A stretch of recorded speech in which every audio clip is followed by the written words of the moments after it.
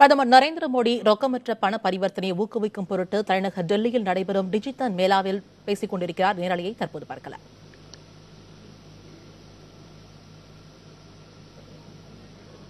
Christmas के दिन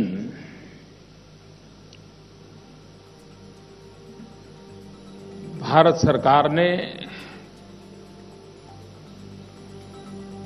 एक गिफ्ट की शुरुआत की थी और उसके तहत आने वाले 100 दिन तक प्रतिदिन 15,000 लोगों को लकी ड्रॉ के माध्यम से 1,000 रुपया इनाम में मिलने की योजना।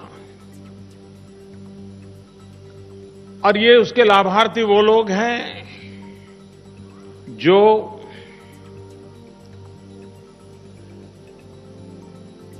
डिजिटल टेक्नोलॉजी का उपयोग करते हुए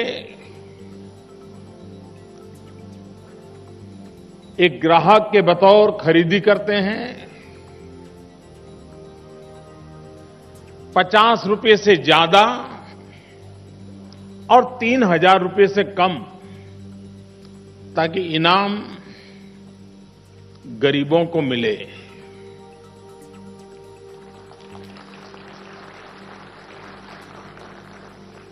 सौ दिन में लाखों परिवारों में इनाम जाने वाला है और ड्रॉ होने के 3 दिन के बाद बैंक के लोग उसमें से नाम कौन है वो निकाल देते हैं। जो पहले दिन ड्रॉ हुआ था उसमें जिनको इनाम लगा था उसमें से 4 लोगों को मुझे आज अपने हाथों से इनाम देने का अवसर मिला। आज 30 तारीख को लकी ग्राहक योजना के साथ साथ डिजिटल व्यापार योजना का भी ड्रॉ हुआ। यह सप्ताह में एक दिन हो रहा है।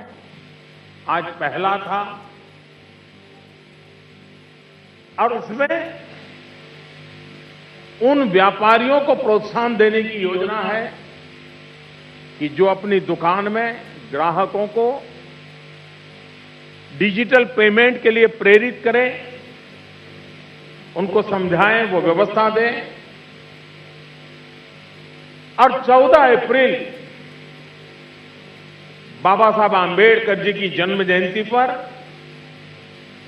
एक मेगा ड्रॉ होगा जिसमें करोड़ों रुपयों के इनाम दिए जाएंगे।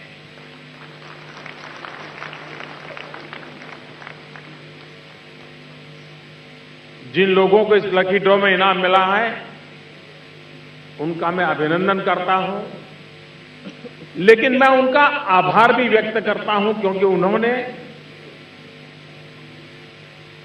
झारखंड जैसे छोटे गांव में रहने वाले किसी छोटे नौजवान ने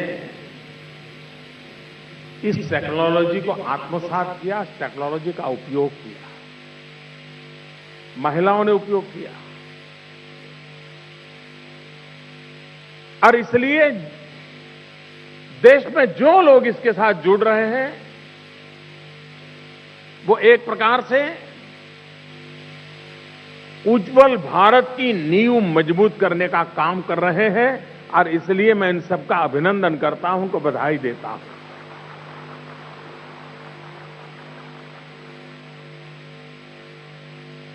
आज एक और काम हुआ,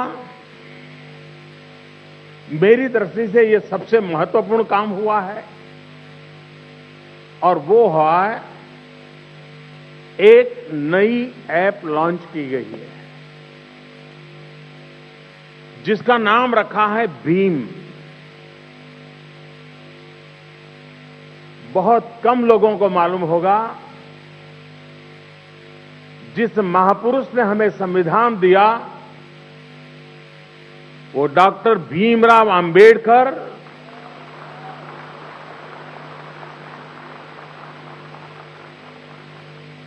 अर्थशास्त्र में उनकी निपुणता ये उनकी सच्ची पहचान थी। और उन्होंने आज से करीब 80-90 साल पहले भारत का रुपया उस पर थीसिस लिखी थी और मुद्रा नीति कैसी हो। उस समय जब अंग्रेजों का शासन था, भीमराव अंबेडकर ने विश्व के सामने भारत की मुद्रा नीति के संबंध में एक नएपन से अपने विचारों को प्रस्तुत किया था। और आज हम लोग जिस रिजर्व बैंक की चर्चा करते हैं, आरबीआई की बात करते हैं, डॉक्टर बाबा साहब आंबेडकर ने जो थीसिस लिखी थी, उसी के प्रकाश में से विचार लेकर के ये रिजर्व बैंक का जन्म हुआ था। इतना ही नहीं, आजाद भारत में हमारे जो फेडरल स्ट्रक्चर है, राज्य और केंद्र के बीच आर्थिक व्यवस्था कैसे चले, पैसों का बंटवारा कैसे हो, इसके लिए जो फाइनेंस कमीशन की कल्पना हुई है, यह भी बाबा साहब आंबेडकर, भीमराव आंबेडकर के विचारों का परिणाम है। कहने का तात्पर्य यह है कि भारत की मुद्रा व्यवस्था में, भारत की सेंट्रल बैंक की कल्पना में, भारत के फेडरल स्ट्रक्चर में, अर्थव्यवस्था के संबंध में किसी एक महापुरुष का स्पष्ट दर्शन था, उत्तम से उत्तम योगदान था। तो उस महापुरुष का नाम है डॉक्टर भीमराव आंबेडकर। और इसलिए आज जो ऐप और आने वाले दिनों में देखना कि सारा कारोबार, जैसे हम पहले नोट या सिक्कों से करते थे, वो दिन दूर नहीं होगा जब इस सारा कारोबार इस भीम ऐप के द्वारा चलने वाला है। यानी एक प्रकार से बाबा साहब आंबेडकर का नाम सारी अर्थव्यवस्था के अंदर ये भीम ऐप के द्वारा सेंटर स्टेज में आने वाला है। उसका प्रारंभ आज इस कार्यक्रम के तहत किया है। बहुत ही सरल है। इसे आप डाउनलोड करने के बाद स्मार्टफोन हो, 1000-1200 वाला मामूली फीचर फोन हो, इससे इसका उपयोग कर सकते हैं आप। इंटरनेट होना ही चाहिए, जरूरी नहीं है। और आने वाले 2 सप्ताह के भीतर भीतर एक और काम हो रहा है, जिसकी सिक्योरिटी की चेकिंग की व्यवस्था चल रही है इन दिनों।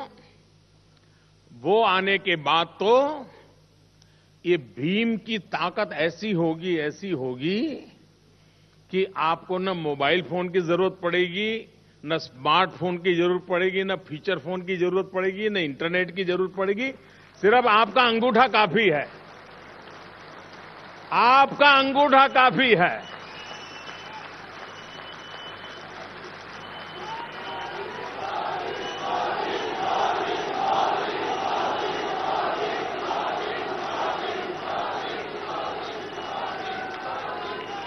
कोई कल्पना कर सकता है, एक जमाना था अनपढ़ को अंगूठा छाप कहा जाता था।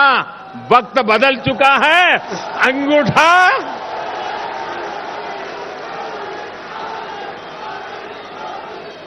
आप ही का अंगूठा, आपकी बैंक। आप ही का अंगूठा आपकी पहचान, आप ही का अंगूठा आपका कारोबार।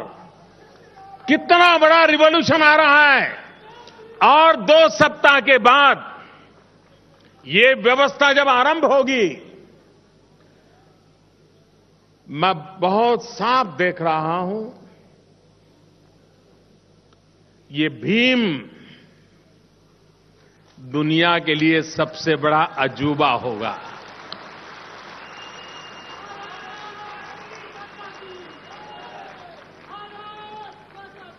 देश में आधार कार्ड 100 करोड़ से ज्यादा लोगों को आधार नंबर मिल चुका है।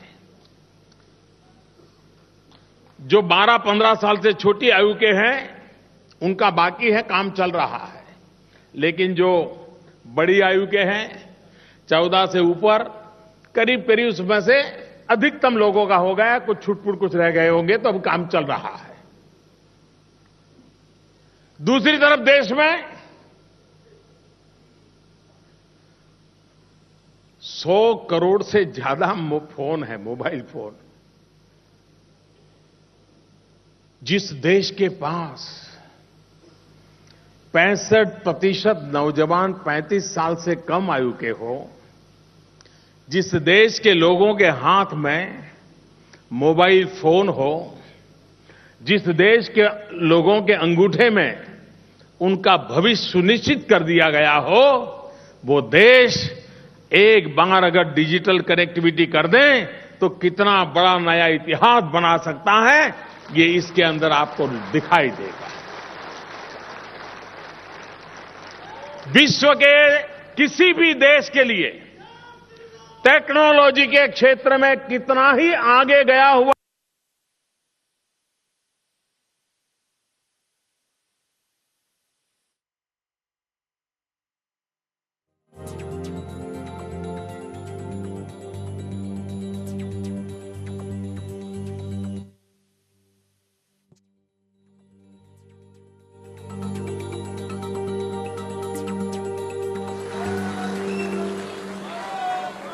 तो शुरुआत में तो उनको महाभारत वाला भीम दिखाई देगा।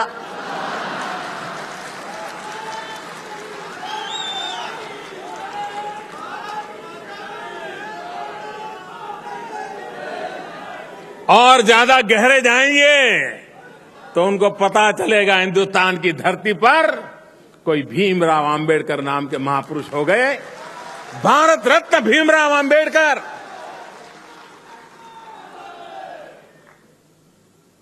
भीमराव आंबेडकर के जीवन का मंत्र यही था, बहुजन हिताय बहुजन सुखाय। वे दलित, पीड़ित, शोषित, वंचितों के मसीहा थे। ये टेक्नोलॉजी उसकी सबसे बड़ी ताकत गरीब से गरीब को एम्पावर करने की ताकत इसमें पड़ी हुई है। ये भ्रम है कि ये पढ़े लिखे अमीरों का खजाना है। जी नहीं, ये गरीबों का खजाना है।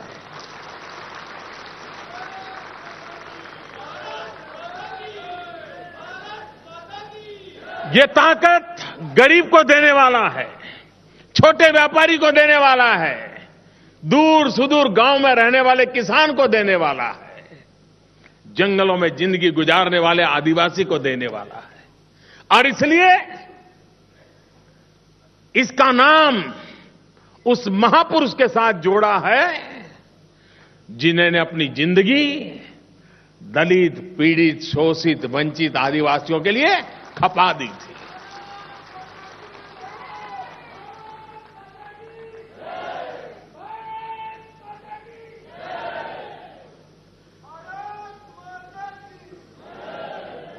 शुरू में कभी कभी लगता है, आज भी दुनिया के कई समृद्ध देश हैं,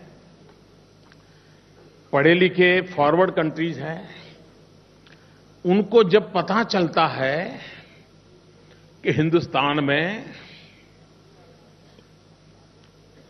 करोड़ों लोग बटन दबा करके वोटिंग करते हैं और जब काउंटिंग होता है तो 2 घंटे में तो रिजल्ट आना शुरू हो जाते हैं। तो दुनिया के कई देशों को अचरज होता है कि अभी तो हम चुनाव होता है तो मतपत्र प्रिंट करते हैं, गांव-गांव मतदान करने के लोग आते हैं, थप्पा मारते हैं, फिर बक्से में डालते हैं, फिर हम लोग उसका डिवीजन करते हैं, सेपरेशन करते हैं, उसके बाद काउंटिंग करते हैं। हमारे यहां तो हफ्ता लग जाता है। जिस देश को अनपढ़ कहा जाता है, जिस देश के नागरिकों को उनकी समझ पर कुछ लोग सवालिया निशान उठाते हैं, वो देश दुनिया के सामने गर्व कर सकता है कि इलेक्ट्रॉनिक वोटिंग मशीन के द्वारा दुनिया में रिवॉल्यूशन लाने वाले हम लोग हैं और हम इतनी बड़ी मात्रा में सफलतापूर्वक करते हैं। कभी-कभी मैं हैरान हूं, कुछ लोग होते हैं जिनके दिलो दिमाग में निराशा से ही उनका जीवन आरंभ होता है, उनका सुबह भी निराशा से होती है। ऐसे निराशावादी लोगों के लिए अभी तो कोई औषध अवेलेबल नहीं है।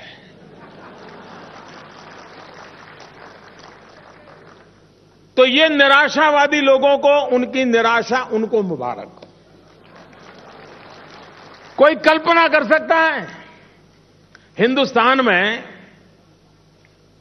एक जमाना था, आप लोगों ने पुराने जमाने की मूवी देखी होगी, तो शेयर मार्केट में व्यापारी इकट्ठे होकर के चिल्लाते थे, ऐसे ऐसे उंगलियां कर करके वो अपना शेयर बाजार में दाम बोलते थे और उसको लिखने वाले फिर दूर से तय करते, हां ये वो बोली बोल रहा है, वो ये बोली बोल रहा है। ये एक जमाना ऐसा था। आपने देखा होगा पहले शेयर मार्केट के अंदर कोई इन्वेस्टमेंट करते थे तो बड़े बड़े शेयर सर्टिफिकेट आते थे, उसको संभालना पड़ता था, घर में कोई ध्यान रखता था, देखो भाई शेयर लिए थे तो क्या हुआ, कोई दाम बढ़ा कम हुआ। आज हिंदुस्तान किस प्रकार से बदल को स्वीकार कर चुका है। करोड़ों करोड़ों लोग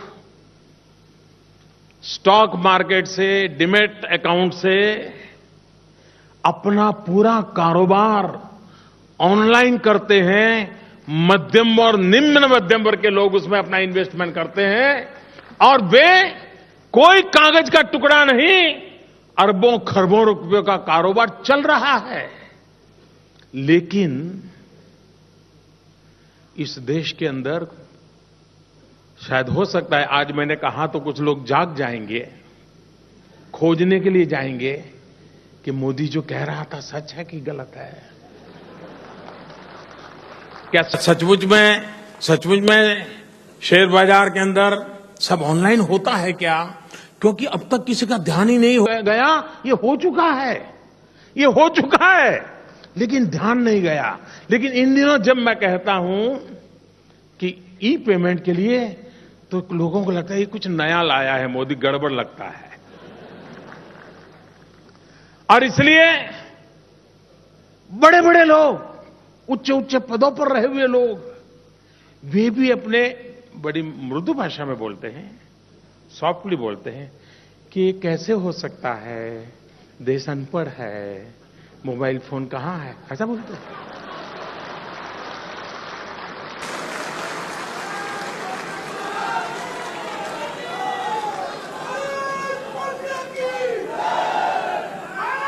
इसलिए ये निराशा में पले बड़े लोगों के लिए मेरे पास कोई औषध नहीं है, लेकिन आशावादी लोगों के लिए मेरे पास हजारों अवसर है।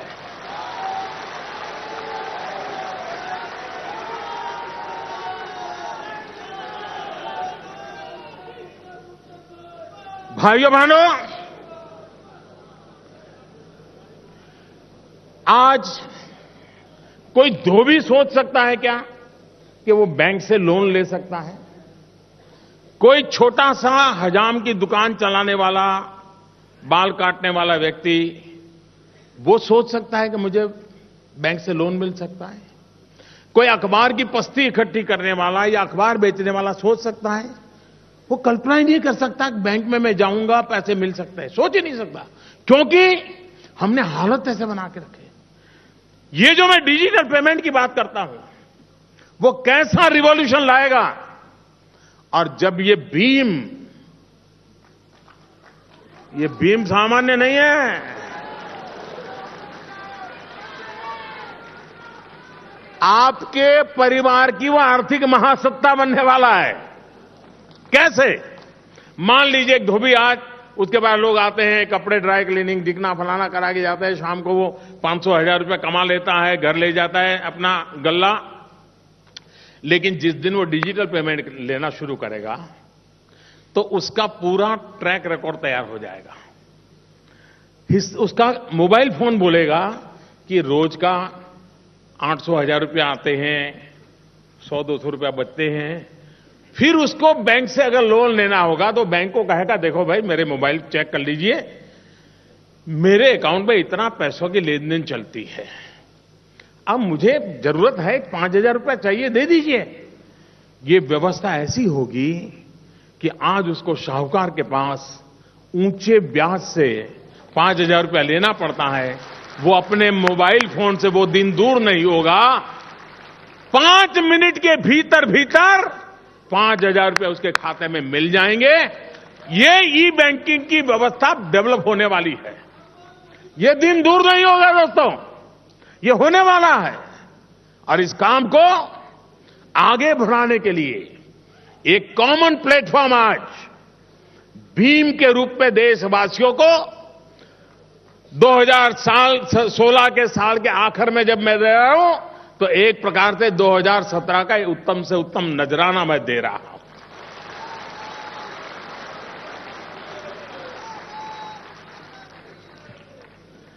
भाइयों बहनों, आज से 3 साल पहले के अखबार उठा लीजिए,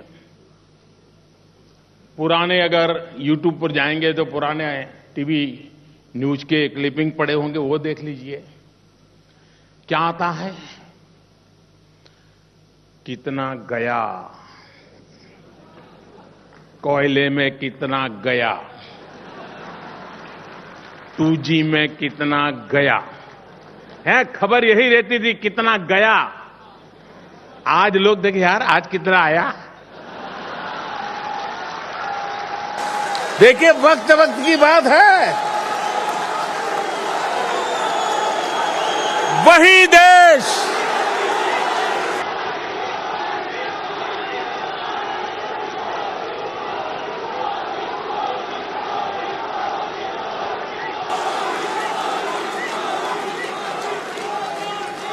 यही देश, यही लोग, यही कानून, यही सरकार, यही फाइलें, यही नियम, वो भी एक वक्त था जब गए की चर्चा होती थी।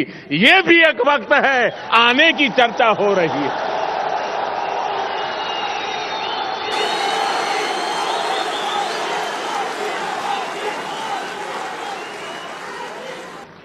लोग हिसाब लगा रहे हैं, मंडे को इतना आया था, ट्यूसडे को कितना आया।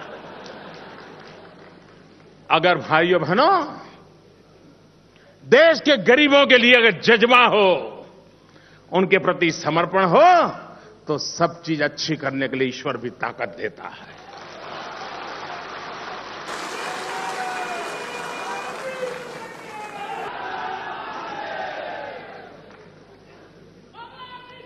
मैं हैरान हूं, एक नेता ने बयान दिया, उन्होंने कहा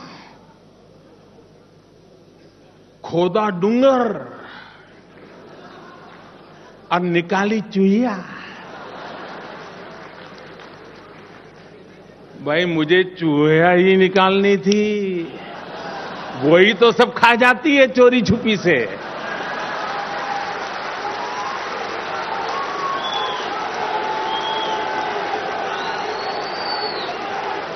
किसान मेहनत करके अनाज का ढेर करे, 2 चूहियां आ जाए साहब, सब खत्म कर जाती। तो जिस नेताजी ने जो कहा, मैं उनका धन्यवाद करता हूं कि कम से कम सच तो बोले। ये चूहियां पकड़ने का ही काम है। जो देश का गरीब का धन खा जाते थे, वो चूहियां पकड़ने का ही काम है, और चल रहा है, तेज गति से चल रहा है।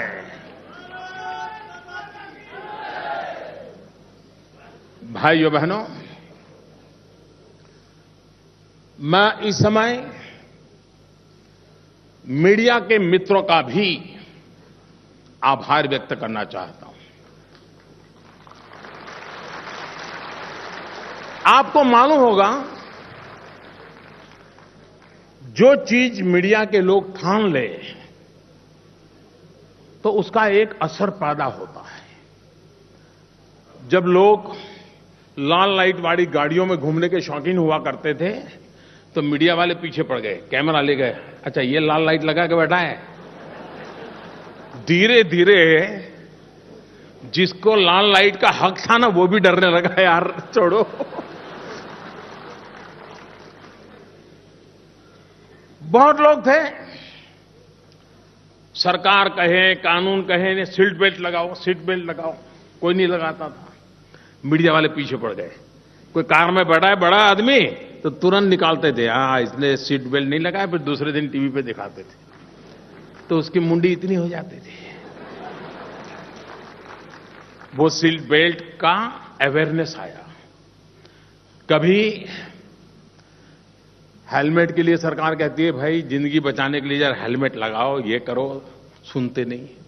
लेकिन मीडिया के लोग, कोई पुलिस वाला बिना हेलमेट जाता था तो पकड़ते थे टीवी पे और दिखाते थे, तो वो फिर कांपने लगते थे। लोग भी जाते थे, दिखा देखो ये जा रहा है। सरकार भी जागती थी, पुलिस भी जागती। ये सेवा कम नहीं है, ये सेवा बहुत बड़ी है। एक ऐसी जागरूकता आई। इवन स्वच्छता का अभियान,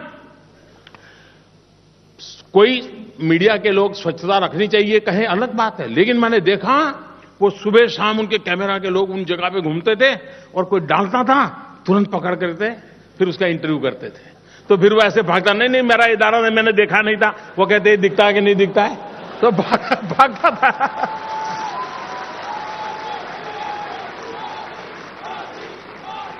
देखिए, मैं मानता हूं हमारे देश के इलेक्ट्रॉनिक मीडिया ने, ऐसे तो मैं ढेर सारी चीजें गिना सकता हूं, क्योंकि मैं आशावादी सोच वाला इंसान, तो मुझे उसमें अच्छा दिखता है। कुछ लोगों को शिकायत करने का मन करता है कि ऐसा क्यों करते हैं, मुझे नहीं करता है, मुझे लगता है अच्छा करते हैं। और इसलिए आने वाले दिनों में मीडिया बहुत बड़ी सेवा कर सकता है। पिछले 50 दिनों देखा होगा आपने, मैं भाषण करता था कि डिजिटल करना चाहिए, मोबाइल करना चाहिए, तो मुझे दिखाते थे, और बगल में कोई पैडल रिक्शा वाले को पूछते थे कि तेरे पास मोबाइल है? वो कहता था नहीं है। तुम कैशलेस जानते हो? बोले नहीं। फिर वो मुझे, है मोदी दे। और उसके कारण सरकार को भी सोचना पड़ा, हाँ भाई फीचर फोन में भी किया जाना चाहिए, अंगूठे में भी बैंकिंग आना चाहिए। आया कि नहीं आया? तुम बोलो मीडिया को मैं थैंक यू कहूं कि ना कहूं? इसलिए मैं उनको थैंक यू कहता हूं। लेकिन मुझे विश्वास है आप लोग चेत करके रहिए। अब मीडिया वाले 1 तारीख के बाद आपके हाथ में मोबाइल देखेंगे, कैमरा खड़ा करके पूछेंगे, तो मेरे पास मोबाइल है? भीम है? कैश लेके क्यों घूम रहा है? पढ़े लिखे हो, क्या कर रहे हो? आप देखना 2017 में मीडिया के लोग आपको पूछने वाले हैं, सब हिंदुस्तान वालों को पूछने वाले हैं कि 2-2 मोबाइल फोन लेके घूम रहे हो, फिर भी तुम कैशलेस नहीं हो रहे हो। इसी से रिवॉल्यूशन आता है जी, क्रांति इसी से होती है। और मुझे विश्वास है कि देश विश्व के आधुनिक देशों की तुलना में टेक्नोलॉजी के क्षेत्र में, और टेक्नोलॉजी के साथ कॉमन मैन की कनेक्टिविटी, ये होके रहने वाला है। भाइयों बहनों, मैं ये साफ मत कहूं, हमारा देश ऐसे ही सोने की चिड़िया नहीं था। हमारा देश ऐसे ही सोने की चिड़िया में से गरीब नहीं बना है। हमारे अपनी कमियों के कारण, अपनी गलतियों के कारण, अपने गलत आचरण के कारण सोने की चिड़िया कहा जाने वाला देश गरीब देश की गिनती में आके खड़ा हो गया। लेकिन इसका मतलब यह है कि आज भी इस देश में फिर एक बार सोने की चिड़िया बनने का पोटेंशियल पड़ा हुआ है।